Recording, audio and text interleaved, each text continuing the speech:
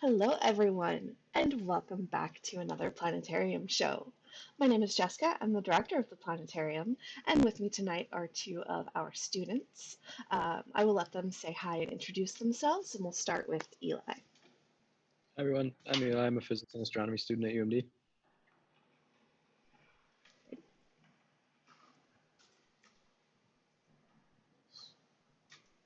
You there? Hi, I'm Braden. I'm a music education major. So tonight for our Spooktober show, we are going to be taking a look at spooky star stories to tell in the dark.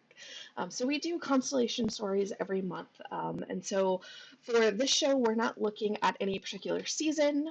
We're just going to look at some of the spookier stories from all over the world for our constellations in the sky. Now, as always, if you have any questions throughout the show, feel free to leave them down in the comments. Eli's going to keep an eye on those for me and will let me know if questions come up. We'll also have time at the end for those as well. All right. Well, let me get everything set up and we will get started. So for our spooky star stories, we are keeping this a family-friendly show, so we're not going to tell anything too gruesome or too scary. Just going to focus on some of the spookier stories. So of course we want to get to nighttime, so I'm just going to fast forward our time here until the sun sets and we start seeing our beautiful night sky. And the first thing we're going to talk about is actually this hazy arch across the sky. That is our Milky Way galaxy, the galaxy we live in. And for a lot of cultures around the world, this represented the kind of bridge or crossing between our world and the spirit world. So to the Apache, this dealt with their goddess of death in the afterlife. She controlled the souls that would pass on. And so they had to follow this road to the afterworld, which kind of crossed over her shoulders. And so what we're seeing here of the Milky Way is those trail of spirits that are crossing into the afterlife. And we see that theme for the Pawnee. They see that as well.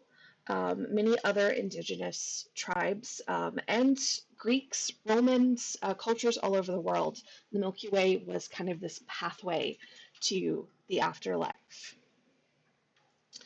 All right, well, let's turn our attention over to the northern sky and take a look at what we traditionally know of as the Little Dipper here with the North Star. So to the Arabic, the North Star was a hole in the sky. And they kind of explained that, it stays there always, which is why, the star doesn't move while all the other stars move. But the reason for why there's a hole in the sky is kind of a sad story. This is an evil spirit named Al-Qabla, who had the very, very bad idea of killing this great warrior. And so he was imprisoned up into the sky right here. And then following him around the sky, which is what we typically think of as the Big Dipper, is actually the coffin of the warrior that he killed. And so he is always being followed and watched by this great warrior while he is imprisoned up in the sky. All right. Now coming over here to our big W, which we usually talk about as the Greek constellation of Cassiopeia the Queen, but we have a few other stories to tell tonight. The first is another Arabic story, where they see this group of stars as what's known as the Tinted Hand. So this is supposed to represent either a hand that is dyed by henna, or if you want to go with the spookier story, it's a bloody hand, with the idea being that this hand belonged to Fatima, And Fatima liked to take things that weren't hers. And she got caught one day and, as a punishment, had her hand cut off. And then it was placed up in the sky as a warning to tell people that you shouldn't steal things that aren't yours. And so that is the Tinted Hand. Now, to the Yukima, these group of stars represent a giant elk skin. So with this story, we start off with a group of 5 brothers. The 4 eldest of them decide to go off hunting elk. And so they're trying to find elk all day, not having any luck, and they end up coming across an older man who they ask for just kind of directions. Have you seen any elk? And he points them, yeah, go that way. Well, this is where our story gets a little spooky, because this man was not a normal man. He had magical powers. And he was also not a nice man. He turned himself into a giant elk and then ran the brothers down, killing them. Well, when the 4 brothers didn't return home, the youngest brother decided to go out searching for them. And he ends up crossing paths with the same old man and asks them, hey, have you seen 4 guys that kind of look like me walking around trying to find elk? And he does the same thing, pointing them off. Yeah, I saw them go, that way. But the youngest brother, realized that there was something a little bit off about this man. So instead of just following the direction that he was pointed, he goes off that way and then hides behind a bush and watches as the old man creeps out, turns into a giant elk, and starts charging down the direction he had pointed him. Well, the younger brother jumps out, draws his bow, and very quickly shoots 5 arrows at this giant elk, which kills it. And so here we have that elk skin from the elk with the 5 bright stars representing the piercing, or where those 5 arrows pierced the skin, and so we're able to see light through it. All right. Now, just below our Tinted Hand, or elk skin, or Greek queen, we see another grouping of stars, and this is the Greek Perseus. So we have his head, his body, his legs, and his arm is outstretched, and he is, I have that wrong. Body, legs down here, and this is his hand outstretched, holding an object, which we'll get to. Now, if you've been to any of our kind of fall constellation shows, you've probably heard a story with Perseus. In fact, it involves Cassiopeia, Cepheus, Andromeda, Pegasus. There's a whole epic tale that happens in the fall. And since we tell that one a lot, I don't want to tell that one tonight. What I want to tell is actually the story of Perseus that happens before this great epic tale that we usually talk about. So Perseus's grandfather was the king of Argos, and he had a vision, or he was told, it was prophesied, we'll just say it that way, that his grandson would kill him someday. So to prevent that from ever happening, he decides to prevent his daughter from ever having kids, so that he would never have a grandson. Well, try as he might, locking her away, keeping her away from people, it doesn't help. She still ends up getting pregnant with Perseus. And when the king of Argos finds this out, he ends up throwing Perseus and his mom into a giant chest and throwing that out to sea. Thankfully, the chest landed on an island, but the people there weren't the nicest, so Perseus and his mom ended up becoming slaves to a local farmer. When Perseus grew up and was about 20 years old, many of the men in the village on the island where they landed decided that they wanted to marry his mother, and his mother didn't want to marry any of them. She wasn't interested, but they didn't really care. So Perseus is like, okay, I need to defend my mother and stick up for what she wants.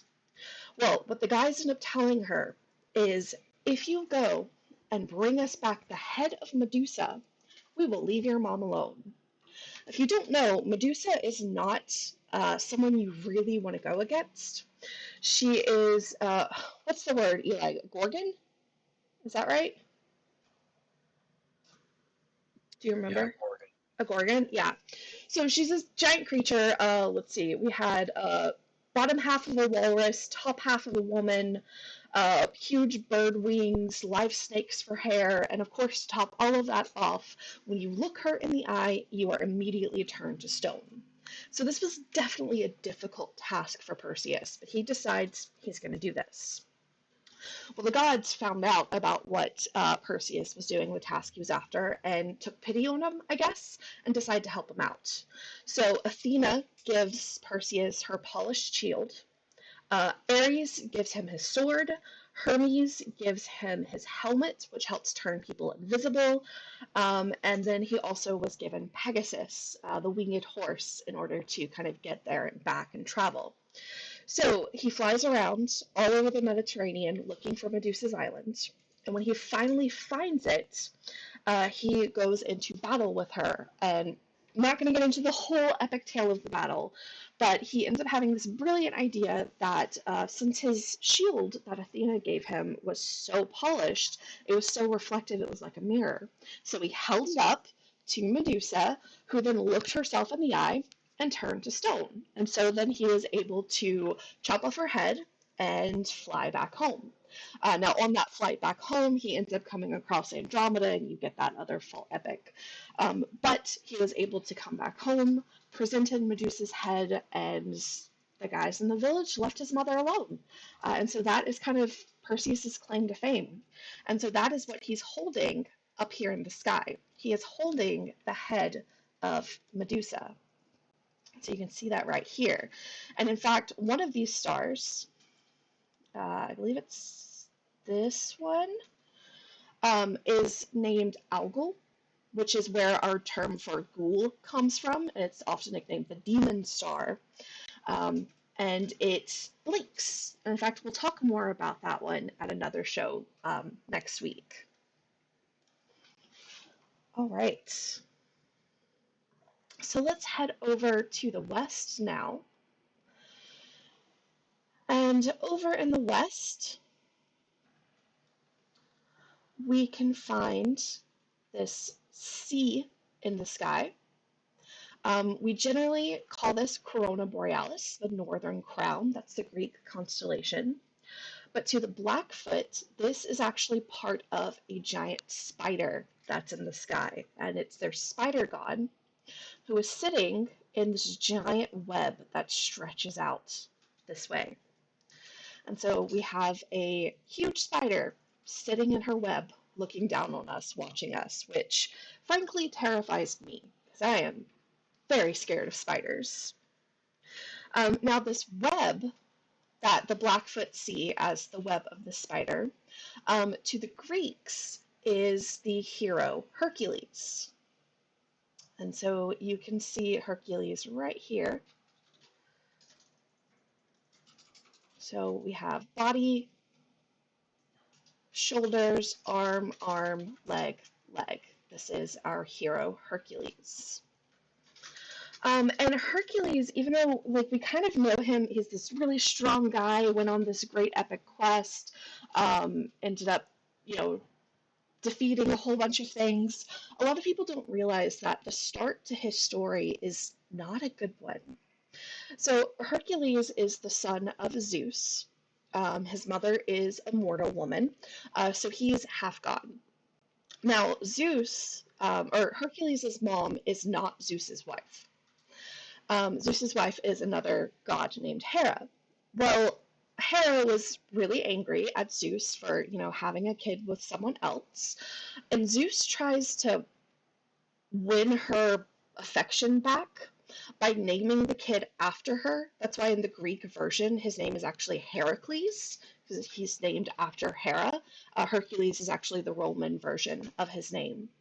Well, this doesn't actually make Hera feel any better. This actually makes her even more angry. So she decides to curse poor Hercules, and he goes insane. So insane that he ends up killing his wife and children.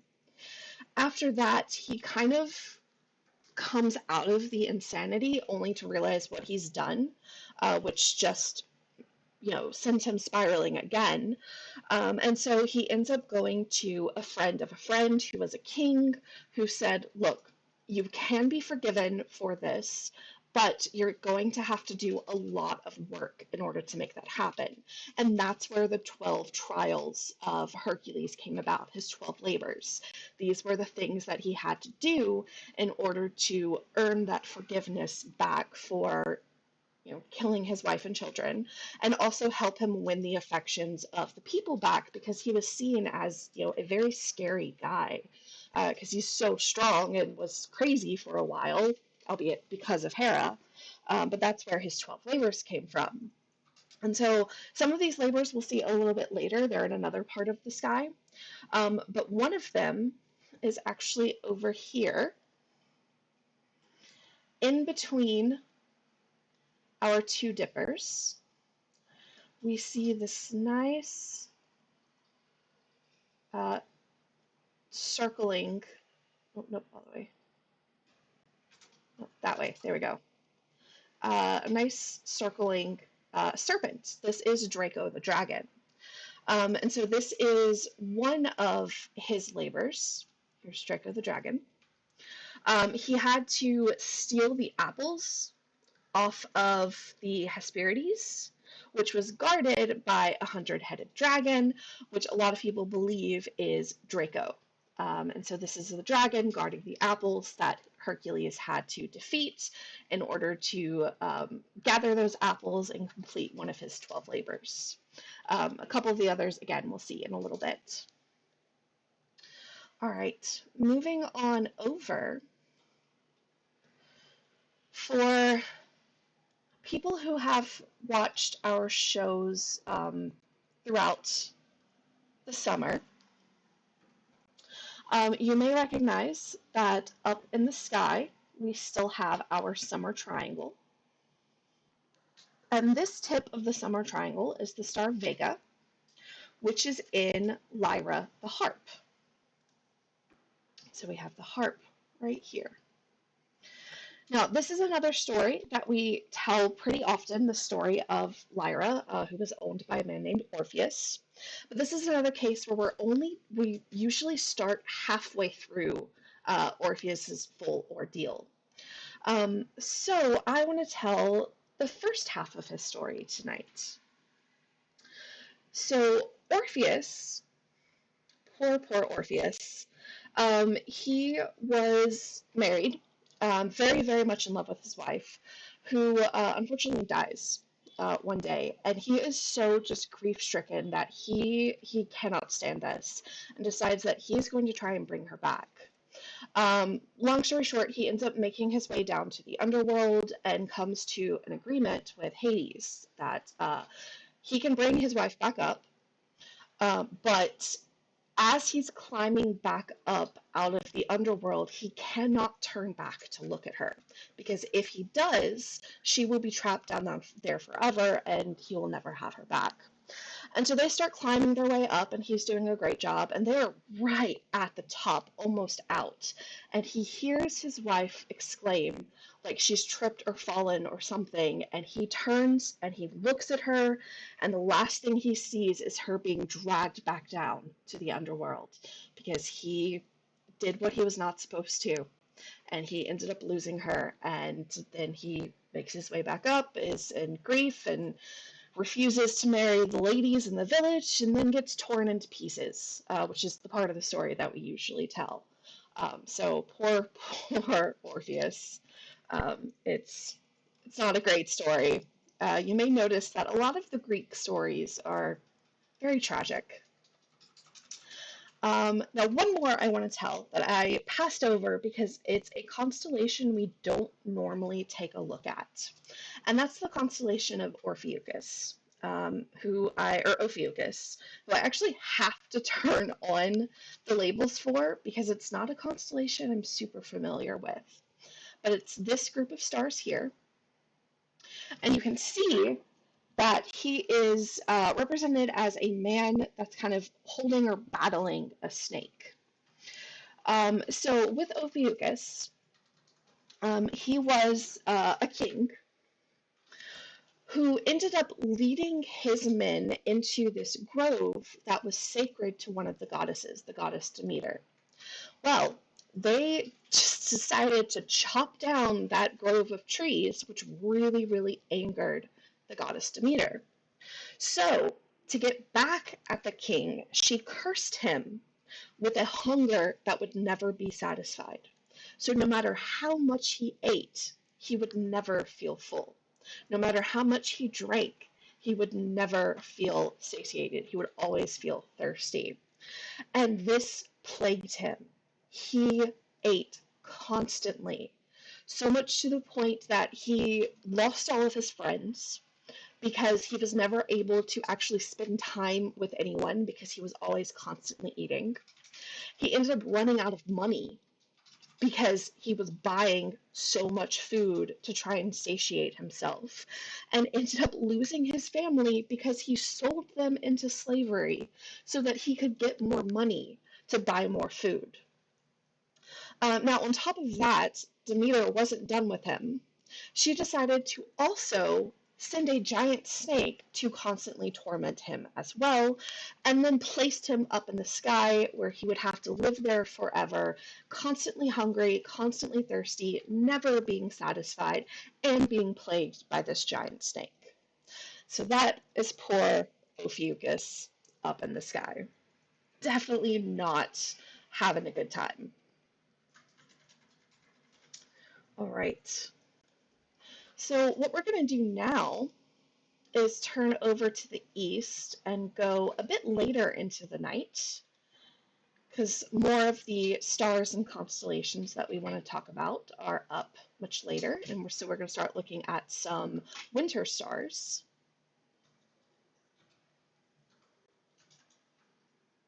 And we are going to start with probably the most recognizable of the winter constellations, and that is my man Orion here. So Orion is a hunter. So he's usually depicted here with either a sword and a shield, or this is a bow and some arrows. That is my guy Orion. Now Orion had a huge crush on the goddess Artemis, like fully in love with her. Artemis is the goddess of the hunt, and so he decides, here's a great idea. Let's impress Artemis by killing every living creature on this island. So he spends all night killing everything on the island, builds this giant pile of dead bodies, and by morning he calls Artemis down and is all proud and like, look what I did for you. And she is furious because while she's the goddess of the hunt, she only approves of hunting when you need it for something you need, not for sport. And so seeing that he has killed all of these creatures for no reason other than to kill them, she is not having it and decides to set a giant scorpion after him. Scorpion stings him, poisons him, and he dies. Well, Artemis, after Orion is dead, decided that maybe she was a little too harsh on him. So she does put him up in the sky, but she also puts the scorpion up, and that's Scorpius, which we can see up in the summer sky. And so they're always kind of opposite each other, so that Scorpius will no longer terrorize Orion, but also so Orion doesn't take his revenge out on Scorpius, so that he's safe up there too. So that's my dude Orion. Now up past Orion, we see this beautiful little group of stars here. This is the Pleiades star cluster,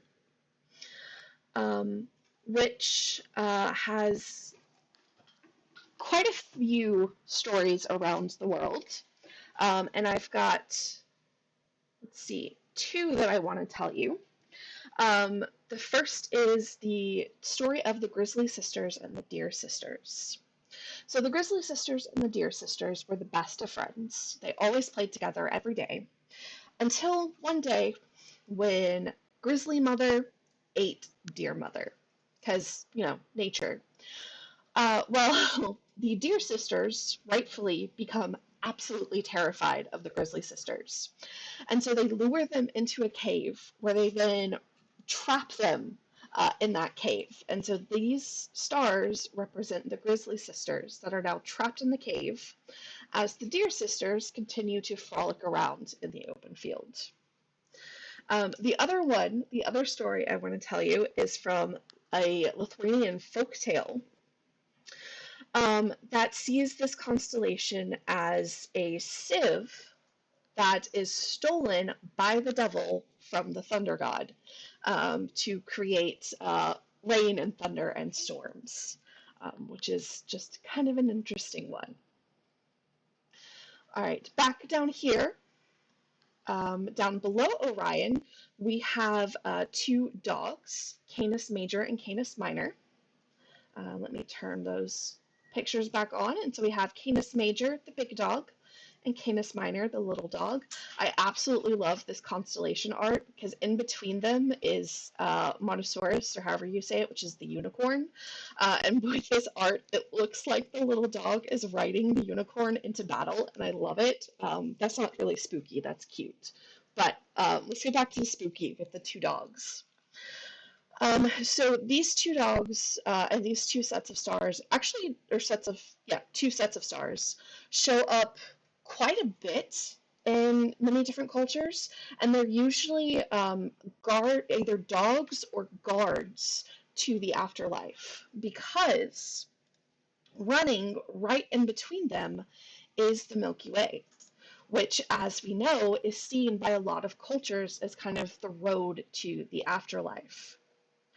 So for the Greeks, these two dogs guard the path to the land of the souls, and in order to get past them, you have to bring enough food for both of them. And you have to remember to save some after you pass the big dog to give some food to the little dog, otherwise you will get trapped there in between them and you won't be able to pass on. In Indian mythology, we also see a guard dog over here that is again guarding the road to the road that the souls take into the afterlife. And then another one that I really like is in Norse mythology. These two actually are the two wolves of Odin, who again are guarding the pathway to the afterlife. So we see a lot of commonality there. All right, so we're going to go just a little bit later into the night and finish up talking about Hercules' 12 labors, because the other three constellations, I apologize, that are a part of this are up. You can see it's starting to get light because the sun is starting to come up. These are up very, very early in the morning. But first, we're going to take a look at Leo the lion here, who is known as the Nemean lion. And so the Nemean lion, while it was alive, was kind of seen as immortal because its skin was not able to be pierced by like sword or arrow or anything. So to most people, that means you can't kill it. So one of Hercules' 12 labors was to kill the Nemean lion. And since he was so strong, he didn't have to rely on a sword. He could just strangle it. And so after dying, the gods ended up putting the Nemean lion up in the sky because, I mean, it was such a respected creature. And then everyone on Earth ended up becoming even more terrified of Hercules because he killed this, what to them seemed to be unkillable animal. So that one really, really didn't help Hercules. And then the last Hercules story, which I think is going to be the last one that we're going to end on tonight, has to deal with Cancer the crab and Hydra.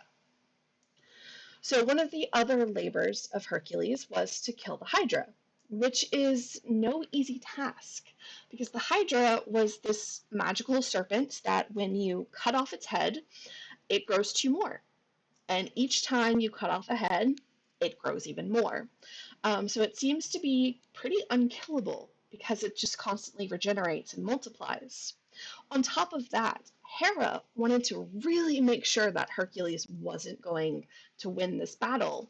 So she sent Cancer the crab to nip at his heels so that he would get distracted and end up being killed by the Hydra. Well, that didn't work out.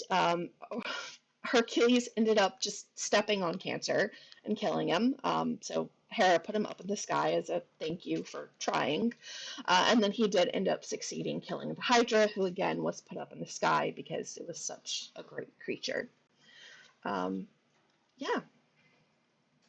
So with that, I think we will just let the sun come back up. Turn off our constellations and come back into the daytime. So there you have it, some of the spookier stories about the stars from all over the world. All right, let's go back over to our Zoom window. Do we have any questions come in? Nope, not that I can see. Seeing any. All right. Well, if anyone does have questions, now is a great time to leave them down in the comments. Was someone going to say something? Did I interrupt you? Me? I thought I heard someone starting to talk when I started. Okay. Nope. I don't know. What do you guys think? Were those spooky enough for our Spooktober show? Yeah, I think so. Yeah. My spine feels a little chill going down the back of it. There's definitely a lot of not good stories. No, it's. I find it interesting, like how dark mythology truly was. Like just imagine, like seeing people like look up at the sky and being like, "Yeah, that crab got stepped on," and like now he's in the sky. Yep. Like it's just interesting to me. Someone just asked if the two dogs have names. Not that. It depends on which culture you're looking at. For the Greeks, I think it's just Canis Major and Canis Minor, the big dog and the little dog. If they do have names, I don't know them. In other cultures, they do. Like I know in Norse, the two wolves do have names. I don't remember them off the top of my head. But yeah, it just depends on who you're talking about.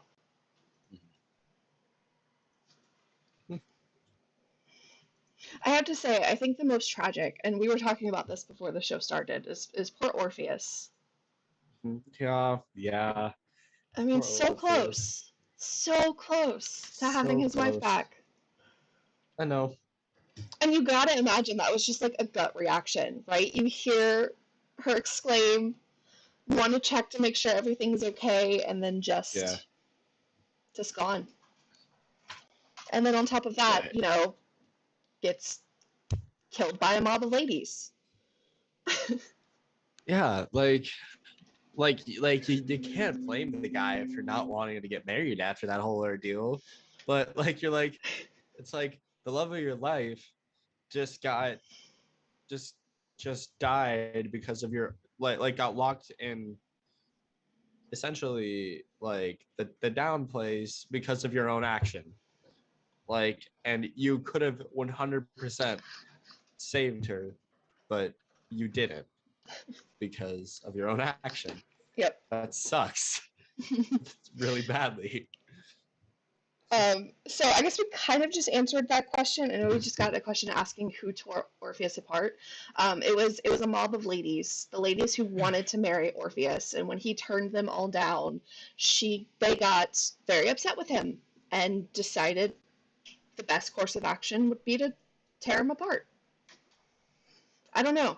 I would have probably just eaten some chocolate and gotten over it, but I was gonna say, I mean, there's not much to do back then. I guess. Fair. It's not an excuse to rip someone's limbs off, but I guess you got to entertain yourself somehow. Maybe we'll give him a pass. I don't know. I don't know if that justifies it. I also don't think so. I don't think they deserve the benefit of the doubt on that one.